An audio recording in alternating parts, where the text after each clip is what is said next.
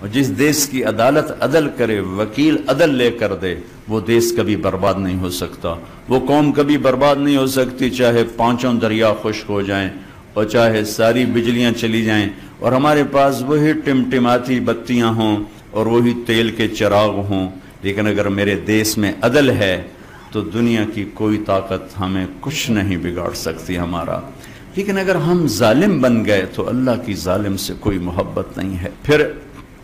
ایٹمی طاقت بن کے بھی کچھ نہ ہوگا اور گھی کے چراغ جلا کے بھی کچھ نہ ہوگا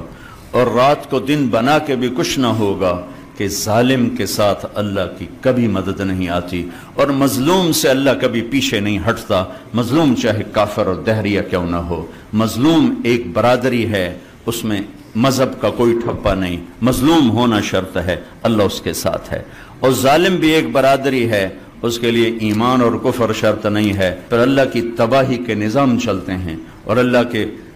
غیظ و غضب کے رندے پھر جاتے ہیں۔ میں آپ سے گزارش کروں گا، آپ اپنی ذات سے شروع کریں، حکومت کا انتظار نہ کریں، آپ اپنی ذات سے شروع کریں۔ آج کے بعد میں اس اللہ اس کے رسول کی نافرمانی نہیں کروں گا، آپ کی عدالت میں کوئی بے نمازی، کوئی وکیل عورت، کوئی وکیل مرد بے نمازی نہ ہو، کوئی ظالم کا پشت پناہ نہ ہو۔ ہم یزید کو سب گالیاں دیتے ہیں، حسین کے لیے اب بھی آپ رو رہے تھے، لیکن کام سارے وہی ہوتے ہیں جس سے یزید کی تقویت ملتی ہے، حسین کو نہیں ملتی۔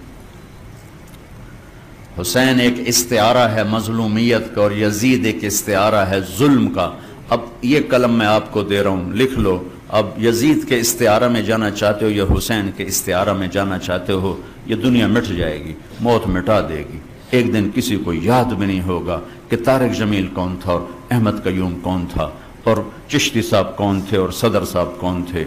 قبریں مٹی میں مٹی بنا دیتی ہیں، یہاں کی ہر عزت دولت شہرت کی آخر انتہا یہ چند مٹھی خاک کے سوا کچھ نہیں۔ جاؤ بادشاہوں کی قبروں پر دیکھو، کھود کے دیکھو، خاک کے سوا تمہیں کچھ نظر نہیں آئے گا۔ اجل ہی نے چھوڑا نہ کسرا نہ دارا، اسی سے سکندر صفات بہارا، ہر ایک لے کے کیا کیا نہ حسرت سے دھارا، پڑا رہ گیا سب یوں ہی ٹھاٹھ سارا، جگہ جی لگانے کی دنیا نہیں ہے، یہ عبرت کی جا ہے تماشا نہیں ہے۔ اب ہم سب مل کر توبہ کریں اور اپنی ذات سے شروع کریں کہ ہم سچائی کے ساتھی بنیں گے، نماز نہیں چھوڑیں گے، کسی کا حق نہیں ماریں گے، بچوں کو حلال کھلائیں گے، حرام کا لقمہ کبھی سرسبز نہیں ہوتا اور حلال کے لقمے پر کبھی خزاں نہیں آتی، ظلم کے پیسے پہ کبھی بہار نہیں آتی اور حلال پیسے پر کبھی خزاں نہیں آتی۔ ظالم کے لیے اللہ کی کسی قسم کی کوئی ہمدردی نہیں اور مظلوم کے لیے ساتوں آسمان کے دروازے کھلے ہوئے۔ جو اپنے بچوں کو حلال کھلائے گا اس کے بچے نہال رہیں گے، آباد رہیں گے، خوشحال رہیں گے۔ جو اوروں کے منہ سے نوالا کھینچ کے کھلائے گا وہ خود بھی تڑپے گا اور اس کی نسلیں بھی تڑپیں۔ تو میں آپ سب بھائی بہنوں سے گزارش کرتا ہوں کہ نئی زندگی شروع کریں، پچھلی پر توبہ کریں۔